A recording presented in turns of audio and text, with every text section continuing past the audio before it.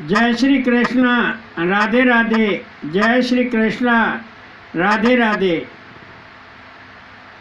हरि शरणम हरि शरणम हरि शरणम हरि हरि हरि शरणम हरि शरणम हरि शरणम हरि हरि हरि शरणम हरि शरणम हरि शरणम हरि हरि हरि शरणम हरि शरणम हरि शरणम हरि हरि। शिव जी वर्णन करते हैं कि शौनक आदि ऋषियों, पिछले कथा प्रवचन में आपने श्रवण किया शनक नारद संवाद, ज्ञान वैराग्य उद्धार और आत्मदेव की कथा। आज आपको एक दिव्य कथा का श्रवण कराते हैं। शांतिपूर्ण स्थिर चित्त ध्यानपूर्वक सुनिए। शौनक आदि ऋषि बोले कि सूत जी महाराज, सुखदेव जी, गोकर्ण और शनकादि ने श्री भागवत कथा का पारायण राजा परीक्षित, धुंधकारी और देवर्षि नारद जी को कब कब कराया था और उससे उनको क्या लाभ हुआ। सूत जी वर्णन करते हैं कि शौनक आदि ऋषियों, कलयुग आरंभ होने के 30 वर्ष बाद शुकताल में गंगा के तट पर भाद्र माह शुक्ल पक्ष नवमी को सुखदेव जी ने राजा परीक्षित को श्री भागवत का साप्ताहिक कथा श्रवण कराया था, जिससे राजा परीक्षित शरंग ऋषि के शाप से मुक्त हुए और मोक्ष पद को प्राप्त हुए। कलयुग आरंभ होने के 230 वर्ष बाद तुंगभद्रा नदी के तट पर गोकर्ण ने अपने भाई धुंधकारी को श्री भागवत कथा का पारायण कराया था, जिसको सुनकर धुंधकारी प्रेत योनि से मुक्त हुआ। उस दिन आषाढ़ मास शुक्ल पक्ष और नवमी थी, जिसे भरली नवमी कहते हैं। कलयुग आरंभ होने के 260 वर्ष बाद हरिद्वार विशालापुरी में गंगा के तट पर आनंद नामक घाट में शनकादि ने कार्तिक माह शुक्ल पक्ष नवमी को नारद जी को श्री भागवत कथा का सप्ताह श्रवण कराया था, जिसको सुनकर देवर्षि नारद जी इसी दिन अर्थात कार्तिक मास शुक्ल पक्ष नवमी को त्रेता युग का आरंभ हुआ था।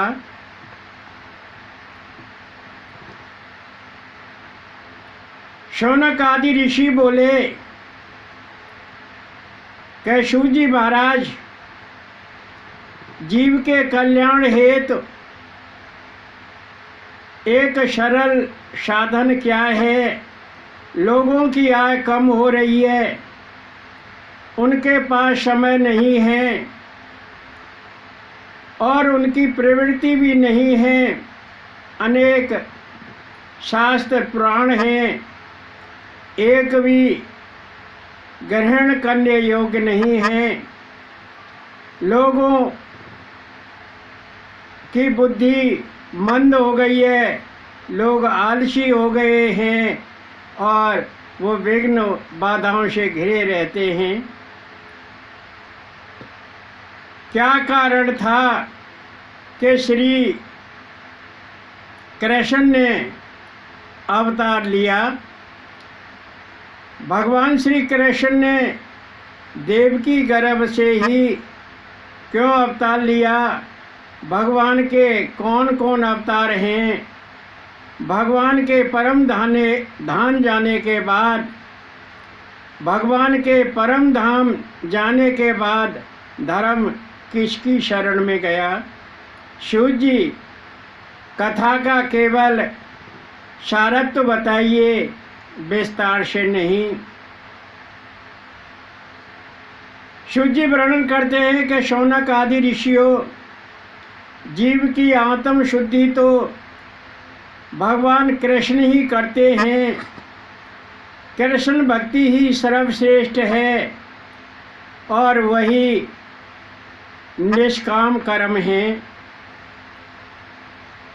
जीव के लिए धर्म का सुहाना फल केवल और केवल मोक्ष है। ब्रह्म ज्ञान ही तत्व ज्ञान है और वही भगवत तत्व है।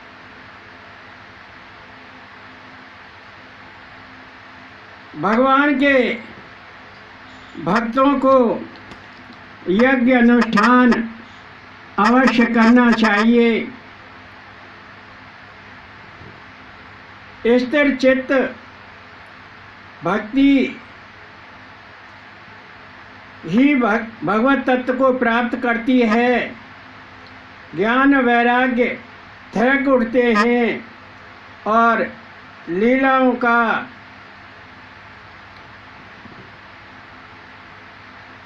कथा श्रवण ही भगवान श्री कृष्ण के प्रति अनुराग है।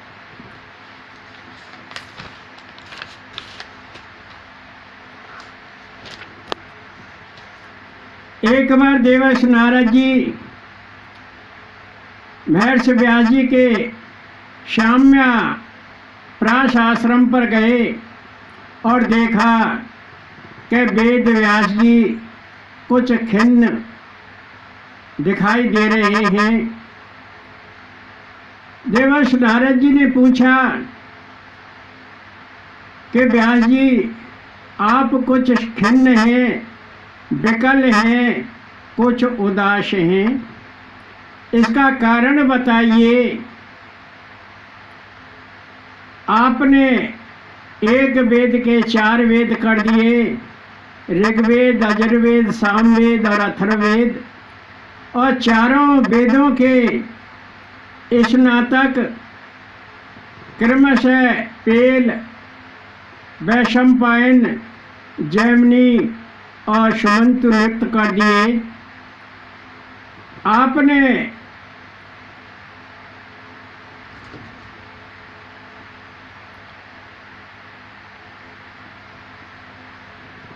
छह उपनिषद और 17 पुराण लिख दिए, फिर भी आप उदास दिखाई दे रहे हैं।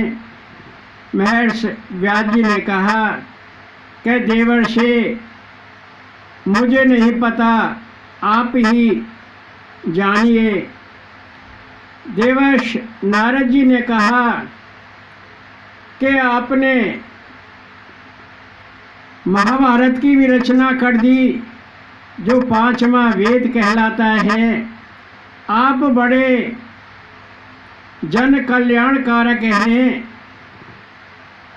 हर वर्ण के बारे में सोचते हैं कि हर जीव का कल्याण हो, क्योंकि वेदों को पढ़ने के लिए स्त्री, पतित और शूद्र वंचित रहते थे।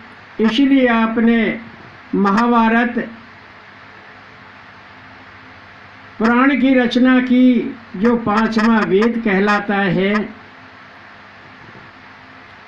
जिसको हर कोई श्रवण कर सकता है, पठन कर सकता है, परंतु आप फिर भी उदास हैं। देवर्षि नारद जी ने कहा कि आपने भगवान का यशोगान का वर्णन नहीं किया है। व्यास जी बोले, वो तो मैंने खूब किया है, सब पुराणों में उपनिषदों में किया है। देवर्षि नारद जी बोले, वो बिल्कुल ठीक है, परंतु आपने वो आंशिक रूप से किया है, मुख्य रूप से नहीं किया, प्रधान रूप से नहीं किया। भगवान का यशोगान आपने प्रधान रूप से करना चाहिए था, वह नहीं किया। आपने आंशिक रूप से किया है, और वो ऐसे कि वरना तो दूल्हा के गाए जाते हैं, परंतु उन वरनाओं में चाचा फूफा दादा ताऊ सबका नाम आता है। मुख्य रूप से तो वो वरना के ही गीत हैं। इसलिए आप भगवान श्री कृष्ण का मुख्य रूप से यशोगान कीजिए, आपका कल्याण हो जाएगा। देवर्षि नारद जी ने कहा कि मैं आपको चतुर्पदी भागवत का श्रवण कराता हूँ, जो भगवान नारायण ने प्रजापति ब्रह्मा को नैमिषारण्य में पहली बार सुनाई थी, और जिसको सुनकर ब्रह्मा जी ने इस सुंदर सृष्टि की रचना की। उन्हीं ताश्री ब्रह्मा जी से मैंने उस चतुर्पदीय भागवत को सुना, और वही भागवत आपको श्रवण कराता हूँ। इस प्रकार नारद जी ने महर्षि व्यास जी को भगवान श्री कृष्ण का यशोगान करने का एक उपाय बता दिया। देवर्षि नारद जी कहने लगे कि यह सब मैंने पूर्व कल्प में सुना था। महर्षि व्यास जी बोले कि देवर्षि, आपको वह स्मृति आप तक भी बनी हुई है, क्योंकि मरने के बाद सब जीवों की स्मृति यादगार नष्ट हो जाती है। देवर्षि नारद जी ने कहा कि व्यास जी, मैं ब्रह्मा के कंठ से प्रकट हुआ था, और ताश्री ब्रह्मा जी ने मुझसे सृष्टि वृद्धि करने के लिए कहा, मैंने मना कर दिया। ब्रह्मा जी ने कहा कि पिता का कहना नहीं मानता है, मैं तुझे शाप देता हूँ। उन्होंने मुझे शाप दिया कि तू अविवाहित रहे और गंधर्व योनि को प्राप्त हो, तेरी स्मृति सदा बनी रहेगी। महर्षि व्यास जी, मैं गंधर्व बना, उस समय मेरा नाम उपवर्ण था, मेरा रूप बड़ा सुंदर था, मैं अपने रूप पर बड़ा घमंड करता था। एक बार ब्रह्मलोक में संकीर्तन हो रहा था, अप्सराएं उसमें नृत्य कर रही थी। मैंने श्रृंगार रूप धारण किया, वैश्य में अति सुंदर था और ब्रह्मलोक में पहुंच गया। वहाँ अप्सराओं को मोहित करने लगा। ब्रह्मा जी ने देखा कि ये गंधर्व तो सबका मन मोहित कर रहा है, इसका दूषित मन है। तो ब्रह्मा जी ने फिर शाप दे दिया कि तू शूद्र योनि को प्राप्त हो।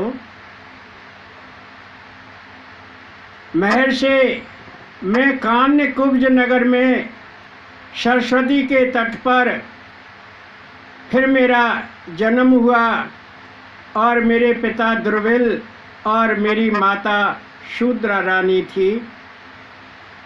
पिता मेरे विरक्त थे और वो चल बसे। उस समय मेरी आयु 5 वर्ष की थी। माँ मुझे पड़ोसियों के बर्तन मांजकर पालती थी। एक बार वर्षा ऋतु थी। मेरे गांव में संत सत्संग हेतु चातुर्मास करने के लिए मेरे गांव में आए और मैं 5 वर्ष का था, उनकी सेवा में लगा दिया। मैं निरा बालक था, मैं ठीक तरह से बोल भी नहीं पाता था, तोतली बोली बोलता था और मैं उन संतों के झूठे बर्तन बांधकर उनमें लगी उच्छिट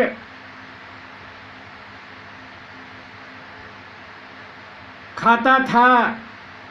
उनमें चिपकी जो झूठन थी उससे अपना पेट भरता था। मैं उन ऋषियों के मुख से संकीर्तन सुनता था और भागवत कथा का पान करता था। मैंने उन ऋषियों के सत्संग से जाना कि यह सब सत असत है। सत तो केवल परब्रह्म ही है, श्री कृष्ण ही हैं। जाते समय उन संतों ने मुझे आशीर्वाद दिया कि तू भगवान का भजन कर, ध्यान कर, तेरा कल्याण होगा।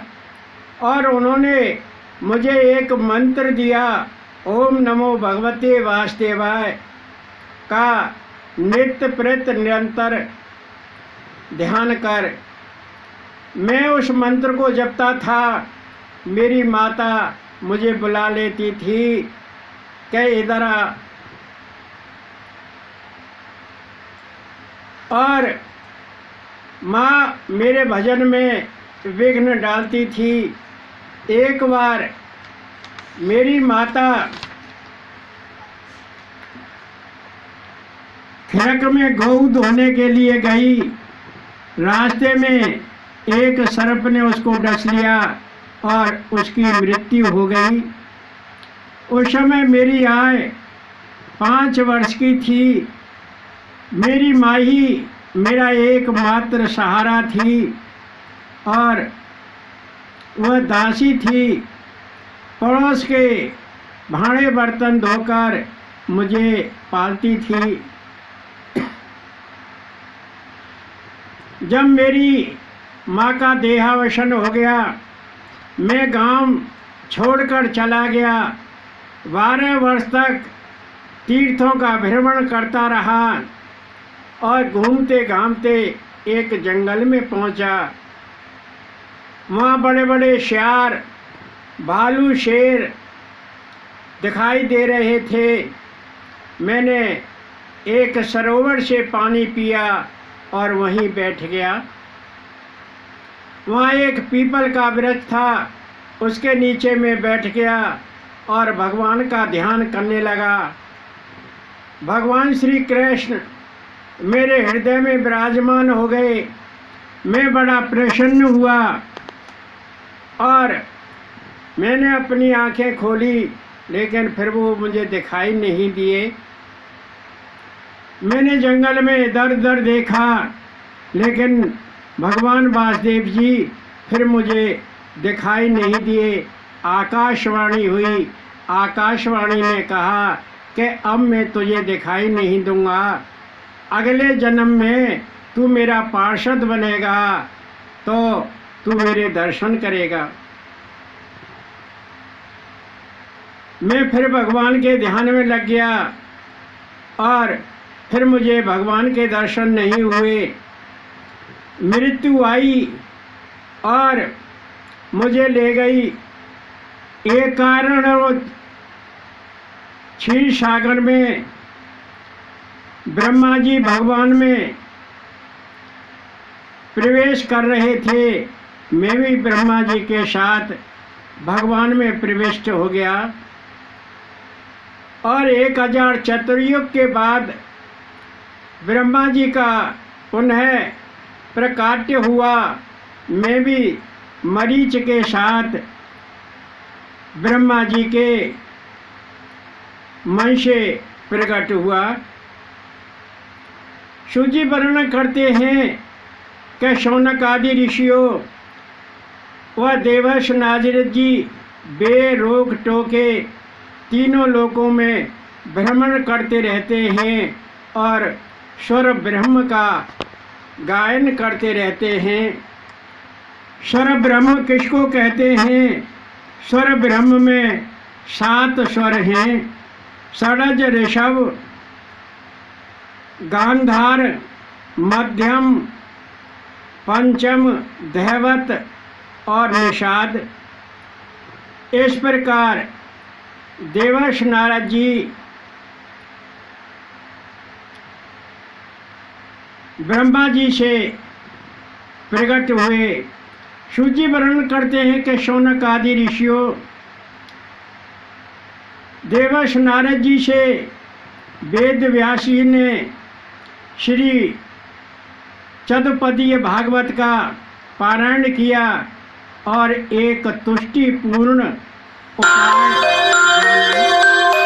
और वे अपने साम्य अपराश आश्रम में चले गए। वही ब्रह्म नदी के तट पर उन्होंने सात्वत संहिता की रचना की, जो बाद में श्रीमद् भागवत महापुराण के नाम से प्रसिद्ध हुई। यह भागवत जीव की बड़ी कल्याणकारिणी और शांति प्रदायिनी है और जीव को मोक्ष दिलाती है। शम्य कहते हैं इंद्रियों का दमन और प्रयास कहते हैं वासनाओं से छुटकारा दिलाना और शक्तिपूर्ण जीव में वृद्धि करना। इसलिए इस आश्रम का नाम साम्य अपराश आश्रम है।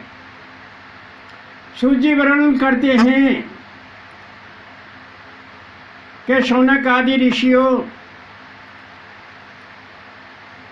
कौरव पांडवों का युद्ध समाप्त हुआ और उस युद्ध में पांडवों की विजय हुई।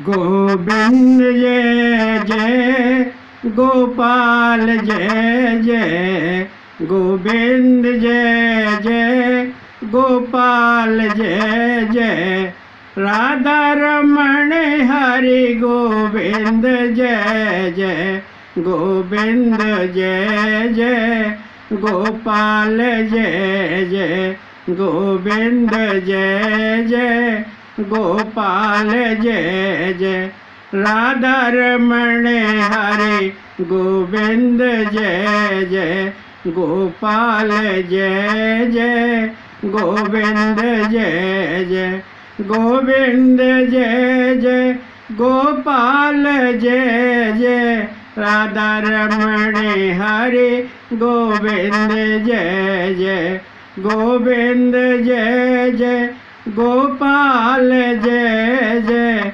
गोविंद जय जय गोपाल जय जय राधा रमण हरे गोविंद जय जय। शिवजी वर्णन करते हैं क्या शौनक आदि ऋषियों, अश्वत्थामा दुर्योधन के पास पहुंचा और दुर्योधन की जंघा भीम ने तोड़ दी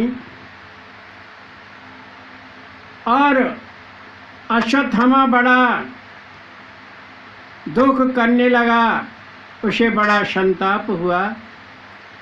दुर्योधन ने कहा कि मित्र, हम 100 भाई थे और 100 के 100 इस युद्धाग्नि में भस्म हो गए और पांडव 5 थे, उनमें से एक नहीं मरा, मुझे यही दुख है।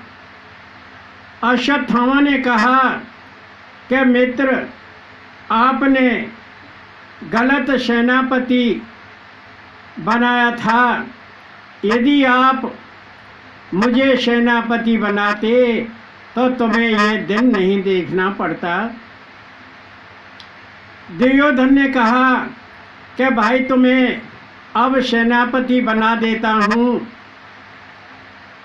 अश्वत्थामा ने कहा कि अब किसका सेनापति बनाओगे, जब सेना ही नहीं है तो सेनापति किसका। दुर्योधन ने कहा कि भाई तुम ही सेना हो और तुम ही सेनापति हो। दुर्योधन ने अपनी उंगली काटी, रक्त निकाला और अश्वत्थामा के माथे पर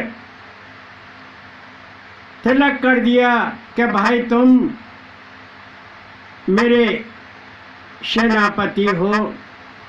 दुष्ट का रक्त लगने से अश्वत्थामा की बुद्धि उलट गई और उसने तलवार उठाई। आखिरी दिन था, रात का समय था, सभी पांडव अपने शिविर में सो रहे थे। भगवान श्री वासुदेव ने कहा कि धर्मराज युधिष्ठिर, जिस दिन राजा की विजय हो उस दिन राजा को उस शिविर में नहीं सोना चाहिए जिसमें रोजाना सोता था। चलो अलग शिविर में सोते हैं। 5 पांडव, सात्विक, युष्टु और भगवान श्री कृष्ण अलग शिविर में जाकर सो गए। अश्वत्थामा भयंकर काली रात में शिविर में पहुंचा जहां पर रोजाना पांडव सोते थे और देखा कि 5 पांडव सो रहे हैं। उसने 5 पांडवों के सिर अलग कर दिए और लेकर रात में ही दुर्योधन के पास आया कि ले भाई, मैंने तुम्हारे दुख संताप को मिटा दिया। 5 पांडवों के सिर काट कर ले आया। शिवजी वर्णन करते हैं कि शौनक आदि ऋषियों, वो 5 पांडव नहीं थे, पांडवों के 5 पुत्र थे। रात अंधेरी थी और दुर्योधन ने हाथ फेर कर देखा, कहने लगा कि भाई इसमें भीम का सिर नजर नहीं आ रहा है, वो तो बड़ा शक्त है। दीपक जला, अश्वत्थामा ने दीपक जलाया और दुर्योधन ने 5 बच्चों के सिर देखे कहने लगा कि अरे अन्यायी, ये तूने क्या किया? ये तो कुरुवंश की बेल थे, तेने तो पांचों पांडवों के बच्चों के सिर काट दिए। दुर्योधन बड़ा दुखी हुआ, उसने बड़ा अफसोस किया और अश्वत्थामा को बड़ा लताड़ा फटकारा। अरे तू बड़ा हत्यारा है, तेने तो कुरुवंश की जो बेल बढ़ाने वाले 5 पुत्र थे उन्हीं को मार दिया। इसी ऊहापोह में, हर्ष और दुख में दुर्योधन का देहावसान हो गया और धृतराष्ट्र का सारथी सुबह ही पांडवों के शिविर में पहुंचा और वहां जाकर सारा वृत्तांत कह सुनाया। पांडव बड़े दुखी हुए, फूट फूट कर रोने लगे। युष्यु सात्विक भी रोने लगे और भगवान श्री कृष्ण भी रो रो कर बड़े बेहुल हो गए। द्रौपदी हाहाकार करके पछाड़ खा रही है। दुर्योधन का तो देहावसान हो चुका, परंतु वह ये दुख पांडवों के लिए छोड़ गया। धर्मराज युधिष्ठिर पछाड़ खा रहे हैं और बड़ा दुख संताप कर रहे हैं। कहने लगे कि भगवान, यह हमारी जीत नहीं, हमारी हार है। दुर्योधन तो बड़ा खुश होगा कि मैंने 5 पांडवों के बच्चों का संहार करा दिया। द्रौपदी बिलख बिलख के रो रही है, बड़ा शोक कर रही है। और अर्जुन बोला कि पांडव रानी, मैं तेरे आंसू जब ही पहुँचूंगा जब अश्वत्थामा का सिर काट कर तुझे समर्पित कर दूंगा। अर्जुन अपना गांडीव धनुष लेकर और अश्वत्थामा की ओर चल दिया। पांडव भी पीछे पीछे गए। अश्वत्थामा ने देखा कि अर्जुन आज बड़ा उग्र होकर आ रहा है, बड़ा अमर्ष में है, आज मुझे मार देगा, छोड़ेगा नहीं। और वह जंगल की ओर भागने लगा। उसने ब्रह्मास्त्र दाग दिया। अर्जुन ने भी उसके बचाव में उसको शांत करने के लिए ब्रह्मास्त्र दाग दिया। तभी देवर्षि नारद जी और व्यास जी वहाँ पहुँच गए और दोनों से कहा कि भाई तुम अपने ब्रह्मास्त्र वापस कर लो। अर्जुन तो ब्रह्मास्त्र को दागना और वापस करना भी जानता था और अश्वत्थामा केवल ब्रह्मास्त्र को छोड़ना जानता था, उसको वापस करना नहीं जानता था। अर्जुन ने अपना ब्रह्मास्त्र व्यास जी के कहने पर वापस कर लिया और अश्वत्थामा वापस नहीं कर सका। महर्षि व्यास जी ने कहा कि यदि ये आपस में टकरा गए तो 12 वर्ष तक बारिश नहीं होगी और बारिश नहीं होगी तो अन्न पैदा नहीं होगा और प्रजा में त्राहि मच जाएगी, अकाल पड़ जाएगा। अश्वत्थामा ने कहा कि महर्षि, मैं इसे वापस तो नहीं कर सकता, इसे उत्तरा के गर्भ की ओर छोड़ देता हूँ। अश्वत्थामा ने अपने ब्रह्मास्त्र की दिशा मोड़ दी और उत्तरा के गर्भ की ओर छोड़ दिया। धनुधर अर्जुन अश्वत्थामा को बांधकर द्रौपदी के पास लाया और द्रौपदी ने उसको सिर झुकाकर नमन किया और अर्जुन से कहा कि हे वीर, धनुर्धारी, ये आपने क्या किया? ये गुरुपुत्र है, ब्राह्मण पुत्र है और इसको आप बांध कर लाए हैं। गुरु के साथ कभी अन्याय नहीं करना चाहिए और गुरु की संतति भी बड़ी सम्माननीय होती है। आपने जिस गुण से गुरु मंत्र सीखा, शास्त्र अभ्यास सीखा और आपने उस गुरु के पुत्र को बांधकर मुझे भेंट किया, ये अच्छा नहीं किया। भीम कहने लगा कि मैं इसे मारूंगा, छोड़ूंगा नहीं, और द्रौपदी कहने लगी कि अर्जुन इसे छोड़ दो और ये गुरुपुत्र है। आज जैसे मैं रो रही हूँ ऐसे ही इसकी माँ अपने पुत्र के लिए रोएगी, आप इसको छोड़ दो। भीम बड़ा अमर्ष में था, बड़ा क्रोध में था। भगवान श्री कृष्ण ने कहा कि भीम, ब्राह्मण कितना ही अपराधी क्यों न हो, उसका कभी संहार नहीं करना चाहिए और आतताई को कभी नहीं छोड़ना चाहिए।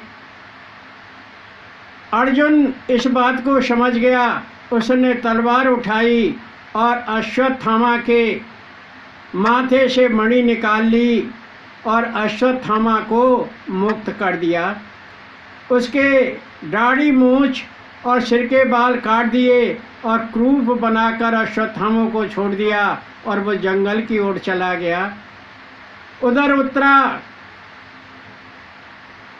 पुकारने लगी कि हे प्रभु, आपने मेरी सास की लाज रखी थी, आज मुझ पे भी विकट समस्या आई हुई है।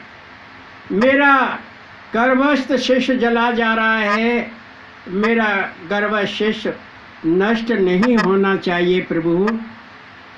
किसी भी हालत में मेरा यह गर्भस्थ शिष्य बचना चाहिए। भगवान श्री कृष्ण ने उत्तरा की पुकार सुनी और तुरंत सुदर्शन चक्र लेकर उत्तरा के गर्भ में प्रविष्ट हो गए और अश्वत्थामा का ब्रह्मास्त्र पीछे की ओर भाग गया और दूर जाकर करबद्ध प्रभु को नमन करने लगा कि प्रभु मुझे क्षमा कीजिए, मुझे तो किसी ने छोड़ा है। भगवान श्री कृष्ण उत्तरा के गर्भ में बैठकर उत्तरा के गर्भस्थ शिशु की रक्षा करने लगे। सूजी वर्णन करते हैं कि शौनक आदि ऋषियों इस प्रकार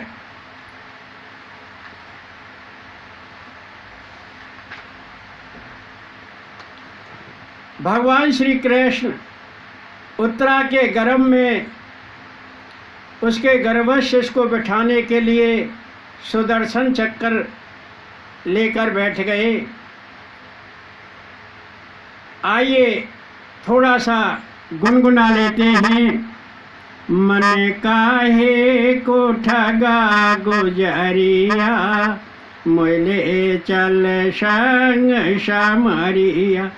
अरे मन काहे को ठगा गुजरिया, मोले चल संग समरिया। ले चल संग समरिया, अरे मोले चल संग समरिया। मन काहे को ठगा गुजरिया, मोले चल संग समरिया।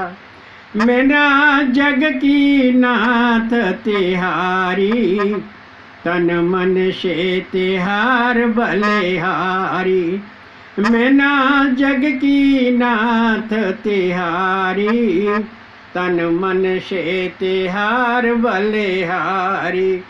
मेरे ले लो श्याम खबरिया, मोले चल संग समरिया। अरे मन काहे को ठगा गुजरिया, मोले चल संग शामरिया, ले चल संग शामरिया, मोले चल संग शामरिया। अरे मन काहे को ठगा गुजरिया, मोले चल संग शामरिया। जय श्री कृष्णा, राधे राधे। जय श्री कृष्णा, राधे राधे।